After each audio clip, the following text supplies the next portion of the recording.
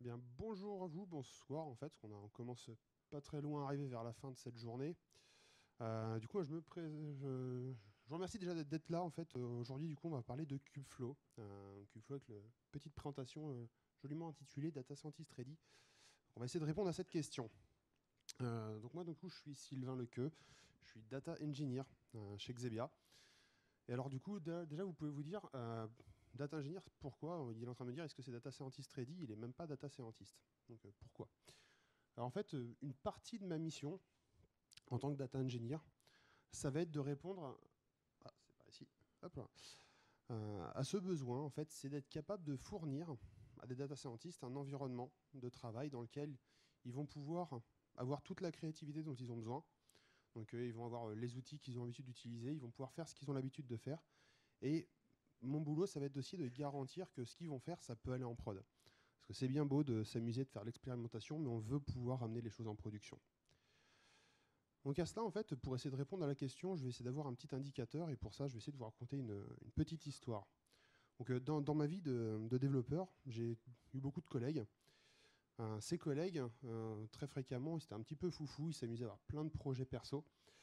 Projets perso qui pouvaient toucher à tout et n'importe quoi, hein, des petits projets boîte à chaussures sans beaucoup de budget parfois, mais qui peuvent toucher à la domotique ou à pas mal de choses. Et dès lors que ça touche à des choses qu'on fait à la maison, il y avait un terme qui revenait souvent chez eux, c'était le WAF, le Wife Acceptance Factor.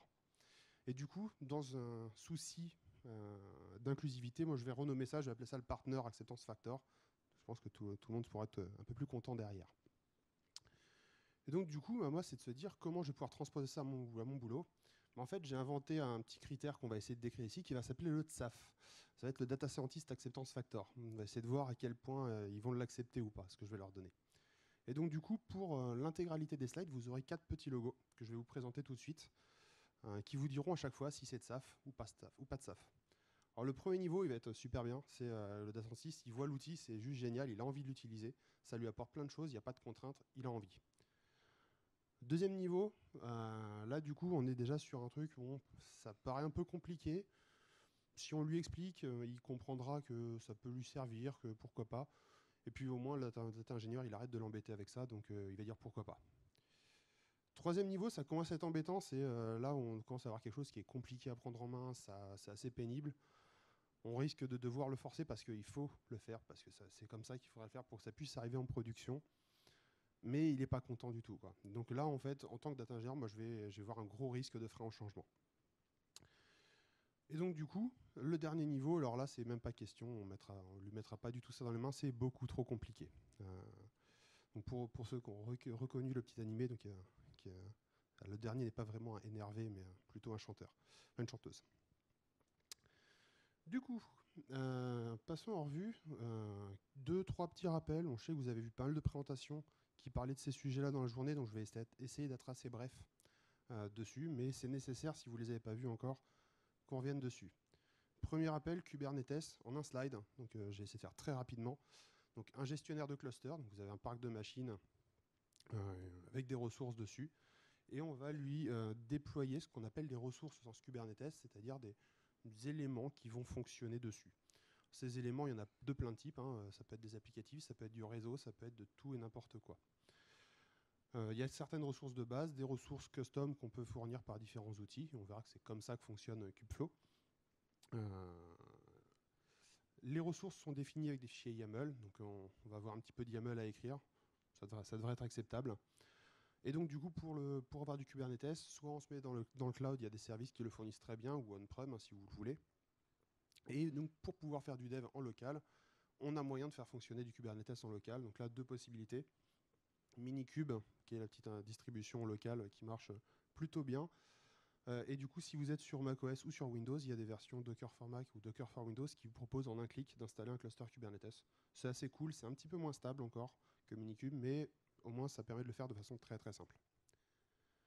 Donc, deuxième petit rappel, et là on ne l'a pas forcément vu dans la journée, mais je vais présenter cet outil parce qu'on en aura besoin pour la suite. C'est Casenet.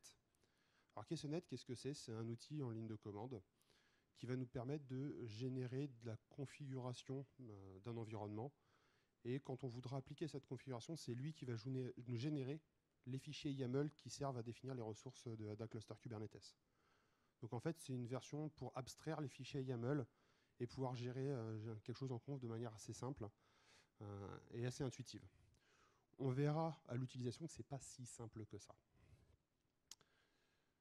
Donc du coup, Kubeflow, parce que là je parle maintenant depuis plus de 5 minutes, j'ai toujours même pas parlé de Kubeflow. Kubeflow, qu'est-ce que c'est pour ceux qui viennent découvrir ça ici? Kubeflow, c'est un ensemble d'outils. Donc il y a plein d'outils à l'intérieur qui sont connectés les uns aux autres, qui sont bien paramétrés pour fonctionner ensemble, et dont l'objectif c'est de se dire, je vais pouvoir faire du machine learning sur du Kubernetes. Donc historiquement, c'était principalement TensorFlow, d'où le Kubeflow. C'est beaucoup plus large que ça maintenant. On va retrouver d'autres frameworks, du Café, du PyTorch. On va retrouver pas mal de choses qu'on peut faire sur du Kubeflow. Et donc, du coup, dans cette panoplie d'outils, je vous en ai mis qu'une toute petite partie ici. On retrouve aussi bien des outils qui viennent plutôt du monde de la data science. On va retrouver du JupyterHub, du TensorFlow. Mais on retrouve aussi des outils qui viennent plutôt du monde de l'opérationnel. On va retrouver du Kubernetes, du Docker. On peut retrouver du Prometheus, du Grafana, ce genre de choses-là. Donc des choses qui sont vraiment plutôt reliées au monde du DevOps ou de la prod. On retrouve des choses qui sont plus génériques au développement, typiquement Ambassador, qui est un reverse proxy. Donc tous ces outils-là, en fait, vont être liés entre eux. On va voir comment. On va voir du coup si c'est utilisable de cette façon. Alors du coup, pour l'installer, c'est la première chose. Pour installer Kubeflow, deux possibilités. Soit on fait ça en local. Donc en local, il faut qu'on a besoin d'avoir un minikube ou Docker Format for Windows. On a besoin de kubectl et Ksonet, qui sont deux outils qui s'installent, qui sont en ligne de commande. Donc kubectl pour gérer nos clusters Kubernetes, Ksonet pour pouvoir générer les applicatifs, enfin les ressources YAML. Et ensuite, du coup, on passe à l'installation. Et l'installation, soit on a un script tout fait qui est fourni directement par Kubeflow, soit on peut tout refaire à la main. Donc historiquement, j'avais refait tout à la main parce que le script n'existait pas encore. C'est relativement compliqué, il faut pas se leurrer là-dessus. Ça m'avait pris le temps de tout bien configurer, de résoudre les bugs, quelque chose comme 2 ou 3 semaines pour arriver à bien le faire marcher en local. Aujourd'hui, on a le script qui fonctionne tout bien et en 3-4 minutes, vous avez un truc qui est fonctionnel. Alors ça dépend du réseau. Ici, c'est un peu plus long du coup à le refaire marcher. Je crois qu'il est toujours en train de tourner au niveau de l'installation. Du coup, la démo sera un peu compromise, mais au niveau des slides, je devrais pouvoir couvrir tout ce que je voulais présenter. Au niveau de l'installation manuelle, l'avantage, c'est que vous allez pouvoir vraiment customiser plein de choses. Il y a des choses qui ne sont pas vraiment customisables si vous passez par le script. Donc du coup, vous avez un peu plus de la main libre quand même si vous passez au niveau de l'installation manuelle. Le deuxième mode, qui est là déjà un peu plus data scientist friendly, le deuxième mode, c'est dans le cloud. Donc il y a une interface qui est fournie donc, pour GCP uniquement. Je ne suis pas au courant d'une version AWS ou Azure. Donc cette petite URL que je vous ai mis en haut, deploy.kubeflow.cloud.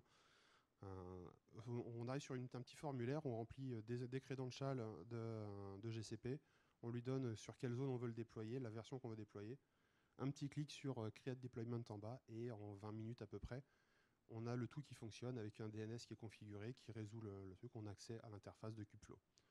Donc du coup, cette version-là, elle est extrêmement simple. La seule différence, c'est que du coup, c'est payant. Alors qu'en local, au moins, je suis sur mon poste directement. Et donc du coup, on va pouvoir rentrer dedans. On va pouvoir commencer vraiment à parler de Kubeflow. Kubeflow, qu'est-ce qu'on peut faire avec? Qu'est-ce que ça contient comme outil?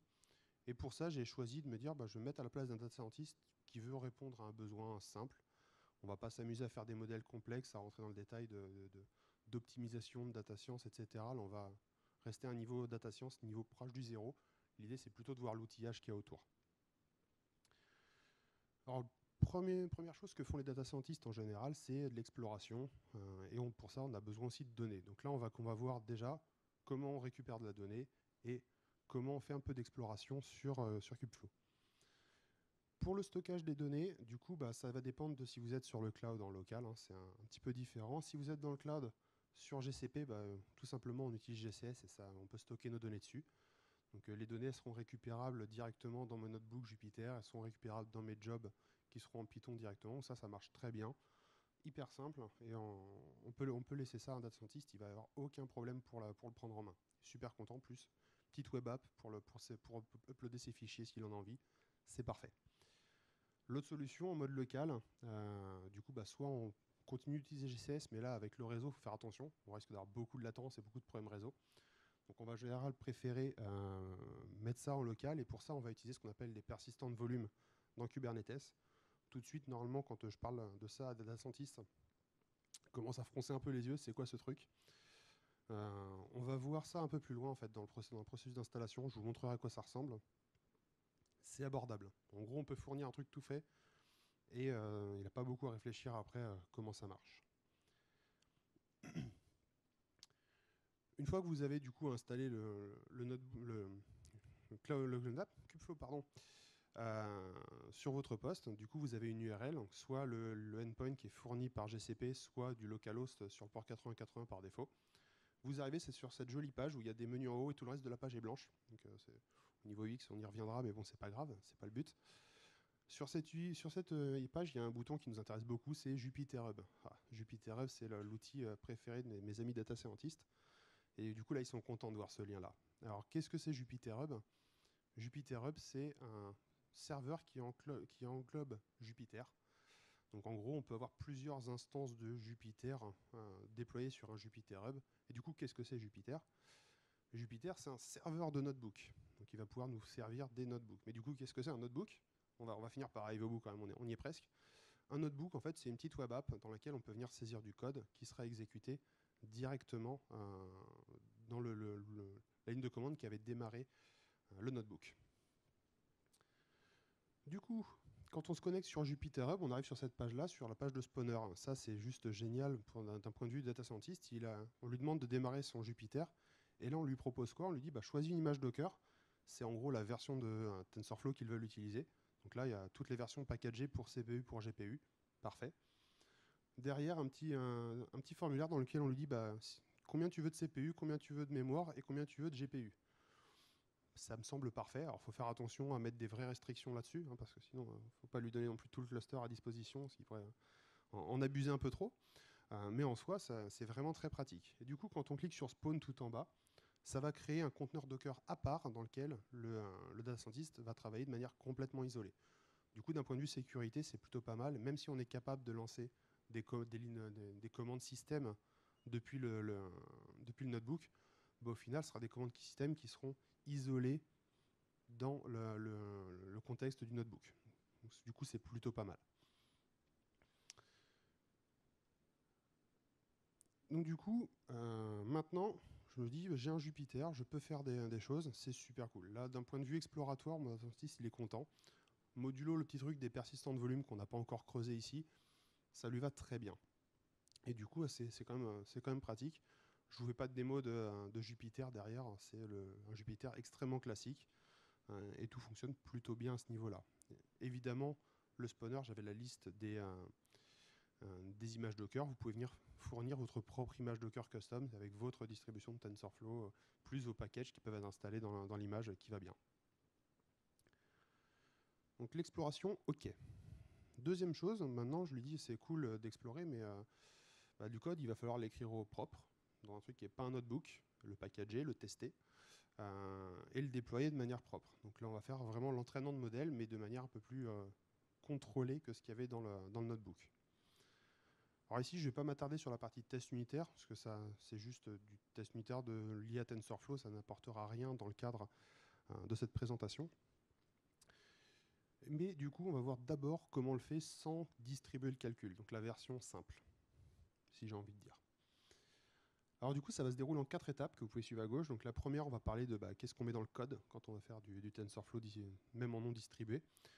La deuxième étape, ça va être comment je build cette image Docker autour de ce code-là. Comment je fais mon descripteur YAML pour pouvoir déployer dans Kubernetes. Et ensuite, comment je le déploie et je le monitor, ce job. Donc le code, déjà, c'est quelque chose de très très simple. Il n'y a rien de spécifique au fait d'être dans Kubeflow. On a un code très classique en Python, donc ça va être, on charge les données, on définit notre graphe d'exécution, on fait un fit et l'évaluate pour pouvoir valider l'entraînement, on exporte le modèle sous forme de savemodel.pb, truc assez classique. Attention tout de même, en fait, c'est très bien fait dès lors qu'on utilise les API Estimator. Donc pour ceux qui étaient tout à l'heure à la présentation de Yann Benoît, C'était exactement ça. Essayer de préférer l'API Estimator. Mais du coup, ça peut marcher avec les autres API de TensorFlow. Donc ça, c'est quelque chose qui n'est pas spécifique à Kubeflow. Ça marche très bien. Le data scientist est content.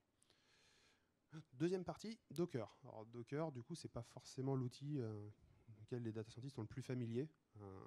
Bon, ça reste quand même bien parce qu'en fait, là, je vous ai mis l'intégralité de l'image Docker que j'ai entraîné que j'ai codé pour mon petit exemple. Ça tient en de 5 lignes.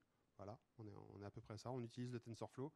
On ajoute notre fichier .py dans l'image et on lui dit quand tu démarres l'image Docker, démarre le script Python. C'est à peu près tout. Donc ça, c'est plutôt bien. Alors attention tout de même, l'image générée à partir de ça, c'est une image, elle fait quand même 1,34 Go. Ça me paraît extrêmement gros pour une image Docker. C'est parce que je suis parti sur l'image TensorFlow de base, donc il y aurait probablement moyen de faire quelque chose de plus petit en repartant d'une autre image. Donc là, j'ai mon image Docker, et ensuite, comment je déploie ce truc-là? Donc là, je vais devoir faire un descripteur YAML dont je vous ai parlé. Alors avant de parler de caissonnette, je vais vous montrer à quoi ressemble le descripteur YAML déjà. Il n'est pas si compliqué que ça. En fait, un descripteur YAML, dans Kubernetes, on va retrouver un mot-clé qui est important, qui va être le kind. Le kind, c'est le type de ressource que je suis en train de déployer. Et en fait, là, le kind qu'on va voir ici, c'est tfjob. Tfjob qui est du coup là, le ressource qui est installée lorsqu'on installe Kubeflow. Et du coup, qu'est-ce que je vais lui donner comme information? Je lui dis en gros, définis un réplica de quelque chose que j'appelle un chef. Donc le chief dans Kubeflow, c'est le conteneur qui va s'occuper de faire une partie de l'entraînement et exporter le modèle résultant dans un répertoire. Donc un seul réplica, vu qu'on ne veut pas que plusieurs process aillent écrire dans le répertoire. On lui donne une image Docker en paramètres. Donc là, dans mon containers image, j'ai l'image que je viens juste de builder à la slide d'avant. Et c'est à peu près tout. Alors, je dis bien à peu près parce qu'en fait, il y a un truc que je vous ai caché depuis tout à l'heure. C'est ce fameux persistant de volume. Donc on va enfin rentrer dedans. On va être obligé d'avoir du stockage. Et alors du coup, le stockage, comment ça va fonctionner quand on est en local sur un Mac comme ça par exemple, ou sur n'importe quel poste de travail? En fait, on va devoir utiliser deux notions qui sont le persistant de volume et le persistant de volume claim. Le persistant de volume, ça va être la représentation physique de ma donnée, où est-ce qu'elle est réellement stockée. Donc typiquement, moi sur Mac, je vais être en persistance donc, sur un type local de stockage, où je lui donne le répertoire en dur, où il va trouver en local sur ma machine les données donc, qui seront dans ce répertoire, dans ce persistance volume. Et ensuite, j'ai une deuxième partie qui est le persistance volume claim, qui est la représentation logique pour dire j'ai besoin de ressources. Donc là, je lui dis j'ai besoin de ressources locales. J'ai besoin de 10 gigas, je crois ça, 10 gigas de ressources locales. Parce qu'il fait, il va chercher tous les persistances volume qui pourraient me proposer des ressources locales. Et il va aller réserver cette ressource à cet endroit-là. Donc en déployant ces deux ressources-là, en fait, je peux avoir quelque chose, une représentation logique de 10 gigas que je peux monter dans n'importe quel conteneur Docker. Donc là, ce passage-là, il fait mal à nos amis data scientists, ils n'aiment pas trop. Gros avantage, c'est je donne ça et ils n'ont pas besoin de revenir dessus, pas besoin d'y toucher, ça marche. À la limite, s'ils veulent y toucher, c'est peut-être la taille du volume. C'est à peu près ça qu'ils vont retoucher, le reste, ça marche très bien. Et donc, du coup, comment j'utilise ce truc-là? En fait, dans le descripteur que j'avais tout à l'heure, j'ai 4 lignes de plus à rajouter. Donc, tout en bas, on a le fait qu'on utilise un persistant de volume claim.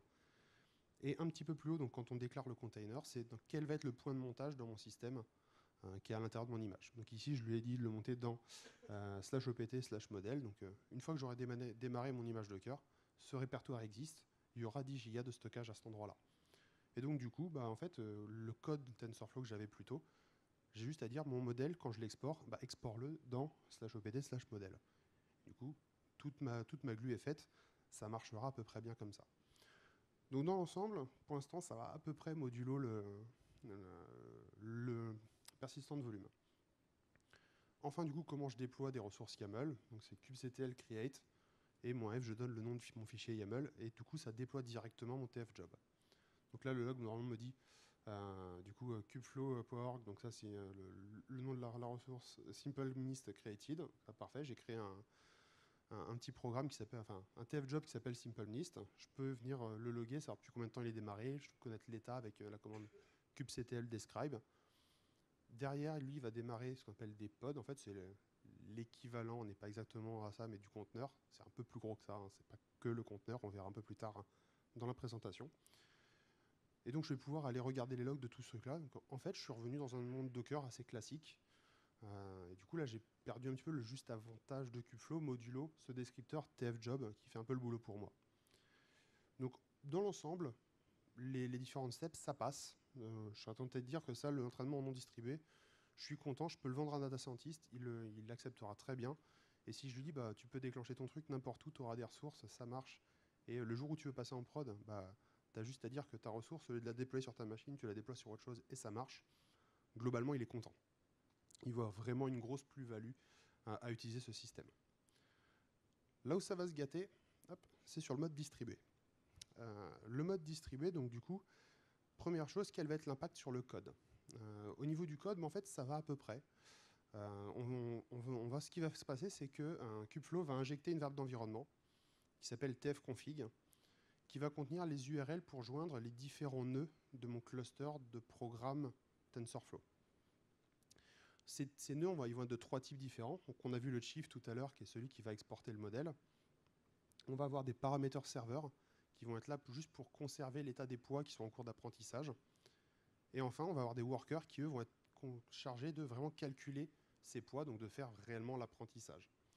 Donc 3 types différents déjà de nœuds. On doit rajouter 2 lignes de code donc, pour déclarer ce qu'on appelle une stratégie de distribution. Donc, pareil, Johan en a parlé tout à l'heure dans sa présentation, je ne vais pas aller très loin là-dedans. Nous, ce qu'on va utiliser ici, c'est une paramètre serveur stratégie, puisqu'on utilise des paramètres serveurs. Donc ça tient en 2 lignes. J'instancie ma paramètre serveur stratégie, j'instancie une run config qui référence cette stratégie, et j'injecte du coup ma config dans la ligne classique de mon estimator.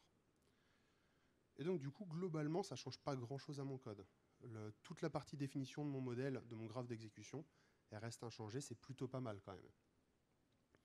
L'image Docker, bah voilà, c'est encore mieux, il n'y a à peu près rien qui change. Si ce n'est quand vous buildez, vous ne me donnez pas le même nom de l'image, pourquoi pas, c'est à minima une nouvelle version. Le descripteur YAML, bah en fait, il est juste un peu plus long, mais il ne change pas globalement. Donc là, tout à l'heure, on avait un nœud chief. Bah, maintenant, on aura un nœud pour les paramètres serveurs, un nœud pour les workers. Et donc, du coup, le nœud paramètre serveur s'appelle PS, le nœud pour les workers s'appelle worker. Et donc, du coup, pour chacun, on va choisir le nombre de réplicas. Le chief, on en met un. Le paramètre serveur, on peut en mettre plusieurs pour avoir de la résilience. Et le worker, on peut en mettre autant qu'on veut pour que ça puisse scaler. Donc là, dans l'exemple, on ne le voit pas très bien sur l'écran, j'avais mis 3. Au niveau du déploiement, bah, c'est exactement la même chose. La seule différence, c'est que le nombre de pods va être différent. Et là, les pods vont apporter un nom qui s'appelle le nom de mon job. Donc ici, j'avais mis distributed mist sur celui-là, tiret le rôle qu'il a, donc chief, PS ou worker, tiret et l'index. Donc si c'est le premier, ce sera 0, le deuxième, ça sera 1, le troisième, 2, etc., etc. Relativement simple, ça marche plutôt bien. Et là, on se dit, bah, en fait, en train de modèle distribué, les doigts dans le nez, c'est facile. Mais en fait, non. En fait, ça ne marche pas. On fait ça et en fait, on tombe sur des bugs de TensorFlow qui arrivent à l'intérieur. Donc, je tombais sur cette jolie erreur quand on le fait. Donc, un petit coup de recherche sur Google, et en fait, on se rend compte que ce truc-là va être patché dans la prochaine version de TensorFlow, donc dans la 1.13. Du coup, c'est pas encore disponible. Donc, la petite astuce ici, c'est vraiment de dire, on patch le truc en local et lorsqu'on construit l'image Docker, on va injecter le patch directement dans notre image. C'est pas très joli, mais ça marche. Donc, mais pour trouver ce truc-là, on commence à dire qu'il faut rentrer dans le code de TensorFlow et ça commence à faire mal déjà à cet endroit-là. Donc voilà, pour ceux qui sont intéressés, du coup, c'est cette petite modification, si vous tombez sur l'erreur, qu'il faut faire. Ces 2 lignes-là à rajouter et ça fonctionne. Donc globalement, ça marche, mais modulo quelques bugs qui peuvent être assez frustrants. Du coup, là, c'est bien, on est capable de dire, je peux entraîner un modèle, générer ce qu'on appelle un save model, donc le savemodel.pb. Du coup, bah, la prochaine étape, c'est de dire comment je fais pour le servir, ce truc-là. Donc, utiliser tf-serving. Alors, tout d'abord, qu'est-ce que c'est le serving? C'est tout simple. J'ai un modèle quelque part, c'est un fichier. J'ai plusieurs applications qui veulent faire des prédictions en utilisant ce modèle. Bah, comment elles font pour pouvoir faire ces prédictions? La première idée, ça serait de dire, bah, on déploie le modèle dans chaque application et elle le charge en local et ça marche. Bah oui, mais du coup, comment on fait les mises à jour de ce modèle? Comment on s'assure qu'elles sont bien redistribuées, etc. C'est toujours compliqué. Donc en fait, là, on va utiliser cette petite brique qui s'appelle tf-serving. tf-serving, c'est un serveur qui va exposer le modèle sous forme d'une API gRPC pour que ça puisse être requêté par différents clients. Donc on verra, mais du coup le fait qu'il n'y ait pas HTTP, ça peut être un tout petit peu embêtant, mais en fait pas beaucoup. Comment on fait ça? Donc là, on va essayer. J'avais commencé au début à faire juste le fichier YAML et je me suis rendu compte que c'était très compliqué. Il y a beaucoup de choses à faire et du coup, je suis revenu à Caissonet, dont je vous ai parlé tout au début de la présentation. Donc Caissonet, comme je vous disais, c'est un outil qui permet de créer une application qui va générer le YAML pour nous. Alors comment ça va se faire pour générer un TF Serving? Ça se passe en plusieurs parties. Déjà, je crée une application Caissonet. Donc ça, c'est KS init, le nom de mon application. Je vais dans le répertoire. Et donc là, typiquement, je lui ai mis un environnement par défaut, un namespace par défaut, pour lui dire toutes les ressources que tu crées, mets-le dans les ressources dans le namespace Kubeflow pour les isoler un petit peu. Deuxième partie, il faut installer le composant TF-Serving qui vient des repos de Kubeflow. Parce qu'en fait, Caissonet, c'est un outil qui est très générique, c'est pas lié à Kubeflow. Donc du coup, on va lui dire, prends les recettes de construction, de comment on génère un YAML pour TF-Serving et ramène-le en local. Donc pour ça, on ajoute le registry, c'est le repo GitHub de Kubeflow, KS package install de un TF serving, et on a tout en local, c'est parfait. Donc en gros, ce qui se passe, il va nous créer un répertoire ici qui s'appelle TF serving dans Vendors, avec tous les descripteurs dans le langage de Caissonet pour pouvoir générer ce YAML. Derrière, on a accès à la commande qui s'appelle KS prototype list pour dire quels sont les éléments que j'ai le droit de créer. Dedans, on retrouve les trucs par défaut de Caissonet, mais surtout, tout en bas, les packages de TF Serving. Donc c'est cela qu'on va utiliser. On va essayer d'instancier ce truc-là pour avoir vraiment notre YAML. Donc l'étape suivante, du coup, on doit générer un nouveau composant, donc KS generate. On lui donne le prototype, c'est-à-dire le schéma pour construire le YAML, et on lui donne un petit nom. Ici, ça va s'appeler myServingComp. Je suis beaucoup d'intuition sur les noms, c'est très compliqué. Et du coup, derrière, en fait, ce truc-là, il faut le paramétrer. Comment le paramètre? En général, ce que je fais, c'est qu'on fait KS param list. Ça me donne la liste de tout ce que j'ai le droit de paramétrer sur le composant. Et là, problème, en fait, quand on fait ça, il nous dit, tu peux changer le nom. Je vais aller loin avec ça, parce que mon modèle, où il le trouve, comment je le charge, tout ça, je ne l'ai pas par défaut. Donc là, tout de suite, c'est un peu compliqué. Il faut s'amuser à aller lire le code qui est à l'intérieur du truc Caissonet, qui est en format lipsonet, qui est juste un peu immonde. Et à l'intérieur, j'ai retrouvé ma liste de paramètres. Donc enfin, je savais ce que j'avais le droit de setter. Mais du coup, c'est documenté nulle part. Ça, c'est assez gênant. Et du coup, là, j'ai utilisé quelques paramètres. Donc je vous les mets ici. Ça vous évitera de les rechercher si vous voulez. Pour pouvoir faire du local. Donc le name, c'est le nom de mon composant. Model pass, c'est le chemin dans lequel je vais chercher en local. Le model storage type, là, je l'ai mis à NFS en dur. Ça veut dire prends un persistant de volume quelque part. Du coup, le suivant, NFS PVC, je vous le mets dans le mille, c'est le nom du persistant de volume claim que je veux charger, que je veux monter.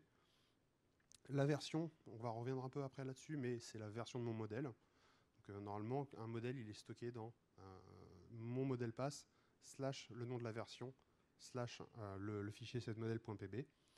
Et du coup, ce petit truc en bas que j'ai trouvé qui est juste génial, deploy HTTP proxy, en fait, ce qu'il va faire, c'est que quand il va créer mon pod, c'est-à-dire j'avais dit tout à l'heure conteneur, mais c'était un peu plus que ça, pour mon TF Serving, en fait, il va créer non pas un conteneur, mais 2 conteneurs dans mon pod.